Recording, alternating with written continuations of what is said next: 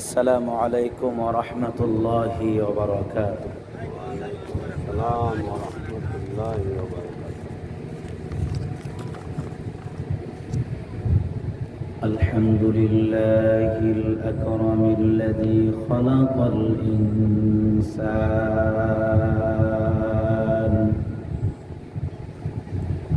وكرم وعلمه من البيان ما لم يعلم، فسبحان الذي لا يحصى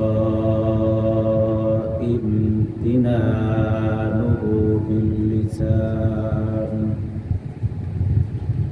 باللسان ولا بالقلم، ونشهد أن لا إله إلا الله وحده لا شريك له، ونشهد أن سيدنا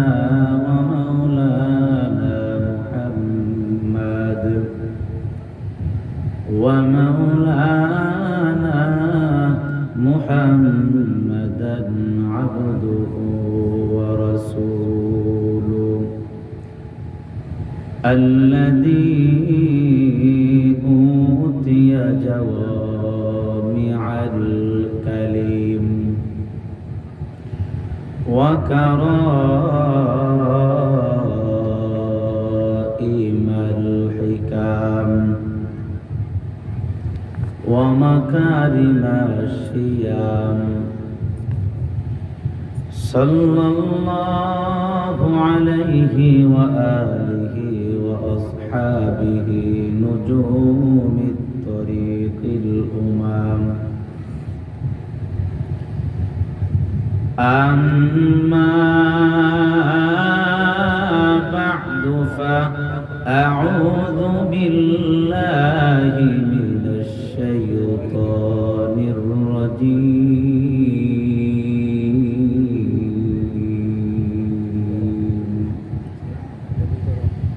بسم الله الرحمن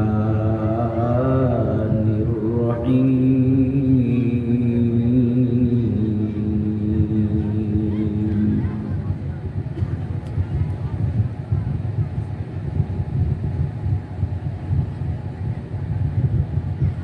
وقضى ربك ألا تعبدوا إلا إياه وبالوالدين إحسانا، إما يبلغن عندك الكبر أحدهما أو كلاهما فلا تقل لهما أف ولا تنهرهما وقل لهما قولا كريما، واخفض لهما جناح الذل من الرحمة وقل رب ارحمهما كما ربياني صغيرا.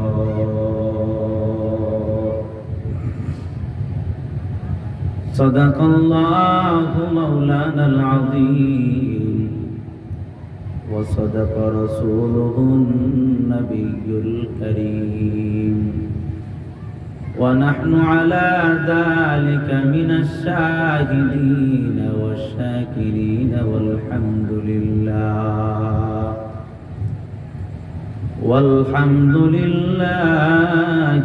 رب العالمين.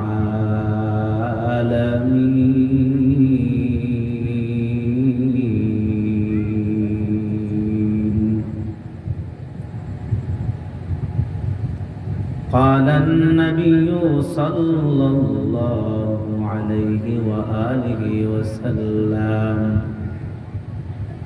من يضمن لي ما بين لحييه وما بين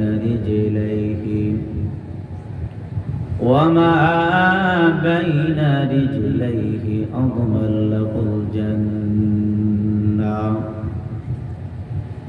اللهم صل على محمد وعلى آل محمد كما صليت على إبراهيم وعلى آل إبراهيم إنك حميد مجيد. اللهم بارك على محمد وعلى آل محمد كما باركت على إبراهيم وعلى آل إبراهيم إنك حميد مجيد. سبحانك لا علم لنا إلا ما علمتنا إنك أنت العليم الحكيم. رب اشرح لي صدري ويسر لي أمري واحلل عقدة من لساني يفقهوا قولي.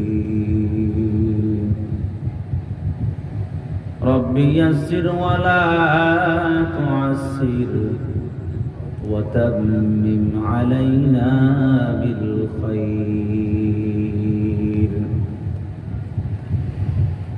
الحمد لمن قدر خيرا وخبالا. الحمد لمن قدر خيرا وخبالا والشكر لمن صور حسنا وجمالا. والشكر لمن صور حسنا وجمالا. فرد صمد عن صفة الخلق بريء. رب عزلي خلق الخلق كمالا. رب عزلي خلق الخلق كمالا. لا زد ولا ند ولا حد لمولاه. لا زد ولا ند ولا حد لمولاه. الآن كما كان ولم يلق زوالا. الآن كما كان ولم يلق زوالا. Haripur UP যুব তাফসির কমিটির উদ্যোগে 3 দিন ব্যাপী ঐতিহাসিক তাফসিরুল কোরআন মাহফিল 2024 অক্টোবর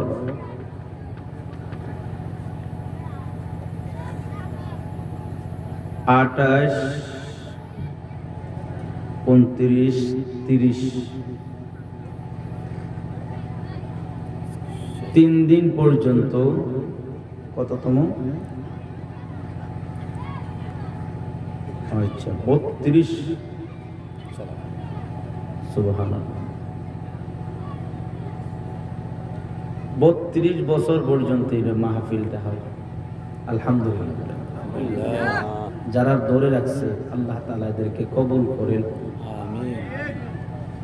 এই মাহফিলের সম্মানিত সভাপতি সাহেব, প্রধান অতিথি, বিশেষ অতিথি, মুআজ্জাজ মুকাররম, জাতির মাতার মুকুট হযরত উলামায়ে কেরাম, দূর দূরান্ত থেকে আগত আল্লাহ পাকের আশিকিন, জাকিরিন, শাকিরিন, মুহিব্বিন, মুরব্বিয়ান আযম, কলিজার টুকরা আমার যুবক বন্ধুগণ, স্নেহের ছোট ভাই, পর্দার অন্তরালের মা এবং বোনেরা,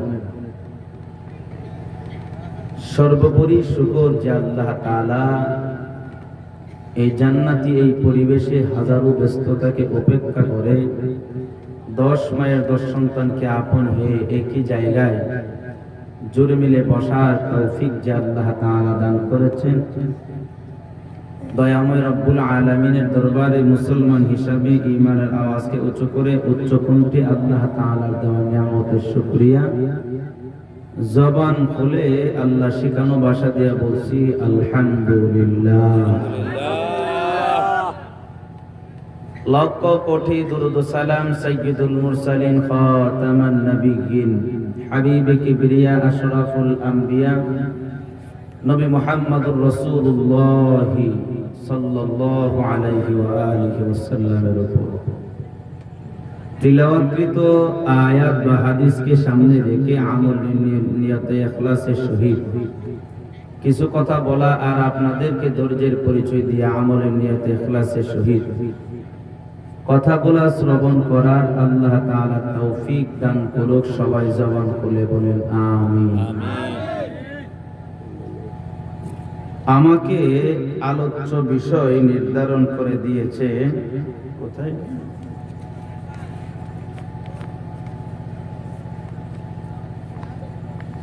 পিতামাতার খেদমত না করার শাস্তি। আল্লাহ তাআলা এই বিষয়ের উপরে যে আয়াত হাদিস তিলাওয়াত করেছি, কিছু কথা আমলের নিয়তে বলা আর আপনাদেরকে ধৈর্যের পরিচয় দিয়ে কথাগুলো শ্রবণ করার আল্লাহ তাআলা তৌফিক দান করুক। সবাই বলেন আমিন। আমিন। ইকুডা আছে না, ইকুডা কমাই দেন আর রিভাবটা বাড়াই দেন সারবো, আর আওয়াজ ঠিক আছে। হ্যাঁ, তো আল্লাহ তাআলা মাশাআল্লাহ, আমি যে তিলাওয়াতকৃত আয়াত তিলাওয়াত করেছি সেই আয়াতের মধ্যে এখানে লিখিত বিষয়বস্তু রয়েছে। বিষয়বস্তুর উপরে আলোচনা করার আগে মাঠটাকে গুছিয়ে নেওয়ার জন্য আপনাদেরকে আলোচনার পরিবেশটাকে আপনাদের জন্য সহজ করে দেওয়ার জন্য এই মজলিসের একটু আদব বলে নেই। আল্লাহ তাআলা বলেন, যেখানে আমি আল্লাহর কথা বলা হবে, যেখানে আমার নবীর কথা বলা হবে, ওই জায়গার মধ্যে গুরুত্ব সহকারে আদব রক্ষা করে কথাগুলা তোমরা শ্রবণ করবা। এটা আমি আল্লাহর ওয়ার্ডার, আমি আল্লাহর হুকুম। এই হুকুম যদি তোমরা পালন করো তাহলে আমি আল্লাহ তোমাদের সাথে ওয়াদাবদ্ধ, তোমাদের উপরে রহমত নাজিল করব। আল্লাহ তাআলা এই মজলিসের বসার আদব বর্ণনা করতে গিয়া আল্লাহ নিজেই বলেন,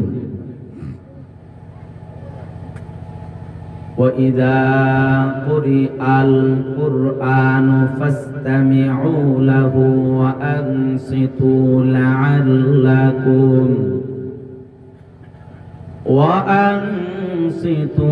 لَعَلَّكُمْ تُرْحَمُونَ।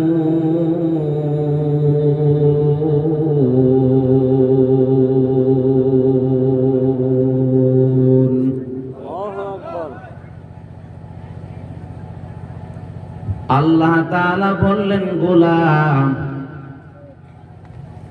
যেই জায়গার মধ্যে আমার কথা বলা হবে, আমার নবীর আলোচনা করা হবে, ওই জায়গার মধ্যে বসার আদব হলো তোমরা গুরুত্ব সহকারে আদব রক্ষা করে চুপচাপ এলোমেলো হবে না, গুরুত্ব সহকারে কথাগুলো শ্রবণ করবা। এটা আমি আল্লাহ তাআলার দেওয়া ফয়সালা অর্ডার। আল্লাহ বলে, গোলাম এই মজলিসের মধ্যে আদব রক্ষা করে যদি বসতে পারো, আমি আল্লাহ ওয়াদা করে জানাইলাম, আমি আল্লাহ তাআলা তোমাদের উপরে রহমত নাজিল করব। চিল্লায়া বলেন সুবহানাল্লাহ। পয়গম্বর আদম নবী থেকে নিয়া আমাদের নবী পর্যন্ত সমস্ত নবী রাসূলগণ তারা ছিলেন রহমত প্রাপ্ত। সাহাবায়ে কেরাম তারাও ছিল রহমত প্রাপ্ত। আমি যদি সংক্ষেপে একটা জবাব দেই, সাহাবায়ে কেরাম কেমন রহমত প্রাপ্ত ছিল, দুনিয়াতে থাকাকালীন অবস্থা আল্লাহ তাআলা জানাইলেন, ও নবী আমার, সাহাবায়ে কেরামের ব্যাপারে আমি আল্লাহ বলতেছি, রাদিয়াল্লাহু আনহুম ওয়া রাদু আন। সাহাবায়ে কেরাম আমি আল্লাহর প্রতি তারা রাজি, আমি আল্লাহর প্রতি খুশি, আমি আল্লাহর প্রতি তারা সন্তুষ্ট, আমি আল্লাহ নিজেও তাদের প্রতি সন্তুষ্ট। আল্লাহ আরো বলেন, ও নবী আমার, সাহাবায়ে কেরাম কোরআন থেকে কোরআনের আলোচনা শুনে বলে করে নিজের মধ্যে কতটা রহমত প্রাপ্ত নিজেকে করে ফেললেন। উদাহরণ দিতে গিয়া আল্লাহ তাআলা বললেন, নবী আমার, দুনিয়াতে আমি আল্লাহ কোন বান্দাকে জান্নাতের সার্টিফিকেট অগ্রিম দেই না, কিন্তু আমি আল্লাহ 10 জন সাহাবীকে দুনিয়াতে থাকাকালীন অবস্থা আমি আল্লাহ জান্নাতের সার্টিফিকেট দিয়ে দিছি। 10 জন সাহাবীকে দিলাম, আবার আপনার স্ত্রী খাদিজাতুল কুবরাকেও আমি আল্লাহ দুনিয়াতে থাকাকালীন অবস্থা জান্নাতের সার্টিফিকেট দিলাম। কেন আমি আল্লাহ দিলাম? আপনার উপরে আমি আল্লাহ কোরআন নাজিল করেছি, আর এই কোরআনের কথাগুলা খাদিজা যেইভাবে গ্রহণ করেছে, স্বামী বেচারা যত বড় ওলি হোক, কিন্তু বউর কাছে কিন্তু ফির না। ওমা, একমত না কথাটার প্রতি? বেচারা যত বড় ওলি হোক, যত বড় ফির হোক, যত বড় বুজুর্গ হোক, কিছুদিন আগে দেখলাম আকাশে দা অমুক বাড়ির ফির উইরা গেছে, তুমি কি সাতার ফির? স্ত্রীকে বলল, ও আমার কলিজার টুকরা স্ত্রী, ওই যে আকাশে দা উইরা গেছিল যেই ফিরের কথা বলো, ওই লোকটা ওই বাড়ির ফির ছিল না, আমি ছিলাম। বলে এই জন্যই কোমরটা বাঁকা। এরে আল্লাহর বান্দা, যত বড় ফির হও, স্ত্রীর কাছে কিন্তু তুমি বড় বক্তা না, তুমি বড় ফির না, তুমি বড় মৌলবী না। কিন্তু আল্লাহ নবী তার স্ত্রীর কাছে এমন দামি ছিলেন। আল্লাহ তাআলা বলেন, আল্লাহ নবী বলেন, যেই লোকটা তার স্ত্রীর কাছে দামি, আল্লাহ তাআলার কাছে সেই লোকটা অনেক দামি। কোরআন নাজিল যখন আল্লাহ তাআলা আমার উপরে করেছেন, সর্বপ্রথম আমার হাতে হাত দিয়া কালিমা পড়ে মুসলমান হয়েছে আমার প্রিয়তমা স্ত্রী। চিল্লায়া বলা যাবে কি সুবহানাল্লাহ? কোরআনের হুকুম, কোরআনের কথা এমন ভাবে শ্রবণ করেছে, এমন ভাবে মেনেছে, এই জন্য আল্লাহ তাআলা জিবরাইলকে বললেন, যাও জিবরাইল যাও, আমার নবীর স্ত্রীকে আমার পক্ষ থেকে সালাম জানাইবা, আর আয় কথা বলে দিবা, খাদিজার প্রতি আমি আল্লাহ রাজি। কেন রাজি? ওই যে কোরআনের কথা, নিজেকে মানার জন্য চূড়ান্ত প্রস্তুতি ছিল। কোনো আশকাল নাই, কোনো প্রশ্ন নাই, কোনো কথা নাই। এই জন্যে কোরআনের কথা শোনা মানার কারণে আল্লাহ তাআলা ওনাকে এতটা রহমত প্রাপ্ত বানাইছে, দুনিয়াতে থাকাকালীন অবস্থা আল্লাহ স্বয়ং খাদিজারে সালাম জানাইছে। এই জন্যে আল্লাহর সালাম পাওয়ার উপযুক্ত ছিলেন খাদিজা। সাহাবায়ে কেরামের প্রতি আল্লাহ তাআলা বলছেন, তোমাদের প্রতি আমি আল্লাহ বড় রাজি, তারাও আমার প্রতি রাজি। কেন? তারা রহমত প্রাপ্ত ছিল। সুবহানাল্লাহ বলবেন। এখন এই জায়গার মধ্যে না বসার ব্যাপারও আর একটা স্লোগান আছে। কাফের মুশরিক বেঈমানেরা তারা বলল, না না না, যেখানে আল্লাহর কথা বলা হবে ওখানে হট্টগোল করবা, যাতে করে বলনেওয়ালা যারা শুননেওয়ালা এরা যাতে না শুনতে পারে, না বলতে পারে। এই স্লোগানটা হলো কাফের মুশরিক বেঈমানদের। তাহলে আমরা যে এই মজলিসের মধ্যে বসলাম, কিভাবে বসতে হবে, কিভাবে শুনতে হবে? হট্টগোল করা যাবে না, কথা বলতে হবে। হট্টগোল করা যাবে, হট্টগোল করা যাবে না। এলোমেলো করা যাবে, এলোমেলো করা যাবে না। গুরুত্ব সহকারে শুনতে হবে। এটা কার হুকুম? আল্লাহর হুকুম। আর এখানে হট্টগোল করা এটা কার হুকুম? কাফেরদের হুকুম। কার হুকুম? সে কথাটাও আল্লাহ তাআলা কোরআনে বললেন, وقال الذين كفروا لا تسمعوا لهذا القرآن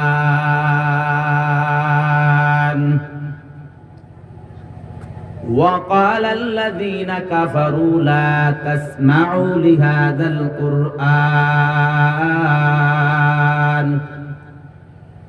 والقوا فيه لعلكم তাগলিবুন।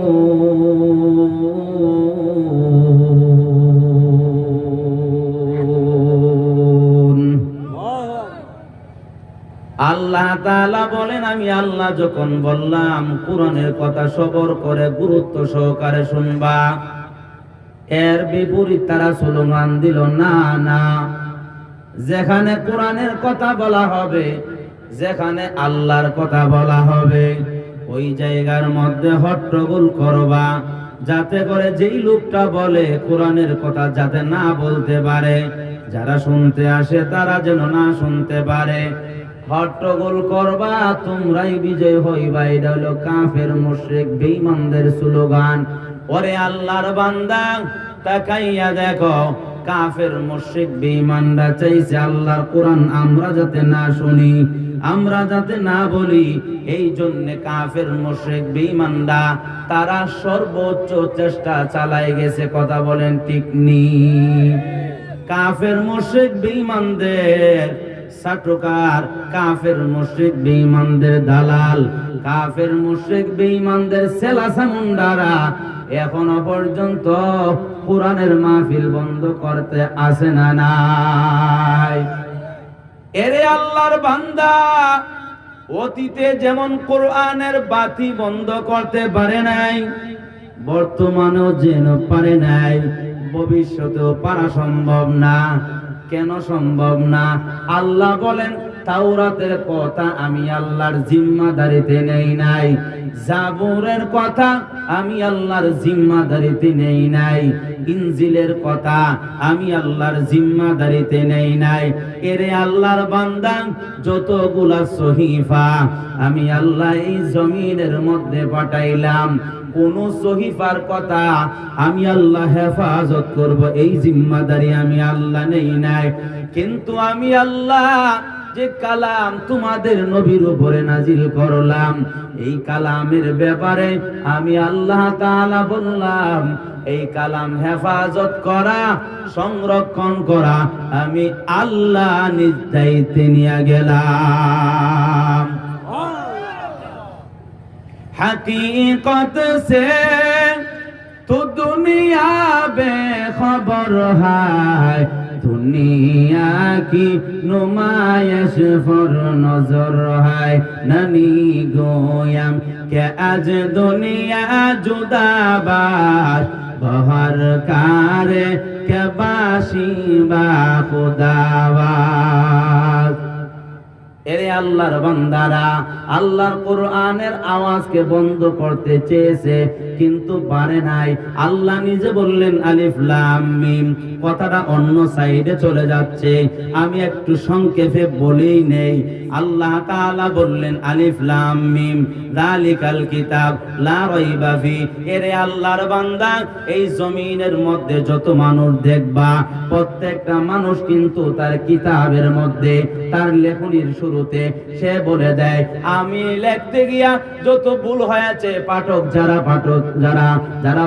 যারা পড়বা আমি অনুরোধ করে বলি এই ভুলগুলা যদি তোমাদের কাছে ধরা পড়ে এই ভুলগুলা আমাকে জানায়া দিবা, পরবর্তীতে আমি শুধরায় নিব। চিল্লায় বলেন ঠিক নি? আল্লাহ তাআলা বলেন না লা রাইবা ফি, লা রাইবা ফি, লা রাইবা ফি। আমি আল্লাহ এমন কোরআন দান করেছি রে গোলাম, এই কোরআনের মধ্যে কোনো সন্দেহ নাই, কোনো ভুল নাই। কেউ যদি পারো ভুল ধরে দেখাও, চিল্লায় বলা যাবে কি সুবহানাল্লাহ। এরে আল্লাহর বান্দা, তাকাইয়া দেখো 22টা ভাষার পণ্ডিত, ইন্ডিয়ার একজন শিব শক্তি মহারাজ কালিমা পড়ে মুসলমান হয়। কেন মুসলমান হইল? তাই বড় অল্প শিক্ষিত লোক। 22টা ভাষার পণ্ডিত, আপনার আমি কয়টা ভাষার পণ্ডিত? এরে আল্লাহর বান্দা, এই লোকটাও কালিমা পড়ে মুসলমান হয়ে গেল। কেন মুসলমান হইল বলতে গেলে অনেক সময়ের দরকার। যাই হোক, আমি ওই দিকে যাইতে চাই না। কাফের মুশরিক বেঈমানরা তারা চেয়েছিল কোরআনের মাহফিল, কোরআনের কথা, কোরআনের আওয়াজ বন্ধ করে দিবে। আল্লাহ বললেন না না, কোরআনের আওয়াজ বন্ধ করার জন্য যত চেষ্টা তোমরা চালাও, আমি আল্লাহর কাছে এই রশি পৃথিবীর কোন মানুষের কাছে না। চিল্লায় বলা যাবে কি সুবহানাল্লাহ। এরে আল্লাহর বান্দা, পৃথিবীর কোন মানুষ এই আওয়াজ বন্ধ করতে পারবে না। এটা আল্লাহ তাআলার চূড়ান্ত সিদ্ধান্ত ফায়সালা। এখন আসেন মূল কথায়। আমি আপনাদের সামনে যে আয়াত তিলাওয়াত করেছি, ওরে আল্লাহর বান্দা, আমাকে আলোচনার বিষয় দেওয়া হয়েছে পিতা মাতার খেদমত না করার শাস্তি। এই বিষয়ের উপরে ইনশাআল্লাহ আলোচনা চলবে। বলেন ইনশাআল্লাহ। আচ্ছা হুজুর, আমাকে কতটুকু সময় দেওয়া হবে? আচ্ছা, এটা হইলে ওই আলোচনাটা গুছাইতে সুবিধা হইবার, কেনালে আবার গুছাইতে হইলে খাওয়ালি কলার দশ হয়ে যাবে। খাওয়ালি কলা কি হয়েছে জানেন নেই? খাওয়ালি কলা এরা জিগাইছি বলে, আচ্ছা এখন আমি তো 5 মিনিট কথা কয়ে সারছি, মানে আমি মূল কথা আসছি, মানে আপনারা এখন ক্ষুদ্র সময় দিবেন। এরা হুজুর ওয়াজ করে, পরে ওয়াজ করতে করতে যখন ওর দেহ গেছি, পরে বক্তাইছি, বক্তাইলে আলোচনা করা যায়। পরে এখন পাবলিক তো বলতেছে কনা হুজুর আপনি আরো ওয়াজ করেন, ওয়াজ করে বিষয়টা শেষ করেন। আরে ওয়াজ করুন হুজুর, এই বলছে ওয়াজ করি কেমনে? পরে এরা খুব মানে একটা বেমজার মতো হয়ে গেছে, না হুজুর। আমি হচ্ছে অসুবিধা নেই, আপনারা দাওয়া হরিপুর যুব তাফসির, এটা কি নামটা? ইউপি যুব তাফসির কমিটির মধ্যে কমিটির একটা মাহফিল আছে, 3 দিন ব্যাপী হয়। আমি শেষের দিন এসার পরে বয়ান করুন, আপনারা দাওয়াত এখানে যাইয়েন। এরা আইসে না আইসে আল্লাহ ভালো জানে, তবে এরা খুব আগ্রহতা দেখাইছিল। এই জন্য আগেই বলছি কেড়ে যে বিষয়টা জানা থাকলে আমি আমার আলোচনাটা সেভাবে গুছাই নিব। বলেন ইনশাআল্লাহ। বেজার হয়েছেন আপনারা? আপনারাও বেশি দূরের না, আমিও বেশি দূরের না। আমার মরণের খবর আপনারা পাইবেন, আপনাদের মরণের খবর আমি পাবো। আমার বাড়ি হইল গোটমা, লেখছে মনে হয় কুমিল্লা, তাকে যে কুমিল্লা, এই জন্য কুমিল্লা লেখছে। আল্লাহ তাআলা কবুল করেন, সবাই বলেন আমিন। জিগাইলাম যে কুমিল্লা লেখেন কেন? অনেক জায়গা তো জিগাই কুমিল্লা লেখেন কোন হুজুর, ওই দূর থেকে আইতাছে, কুমিল্লা থেকে বক্তা আইতাছে। বাবারি, না জানি কেমন বক্তা রে বাবা। আর গুটমার দিকে ধুর সাতার বক্তা, গুটমার দিকে হুজুর আইব কি ওয়াজ করবো? হুজুর এই লিখাটি আকর্ষণ। আল্লাহু আকবার। এখন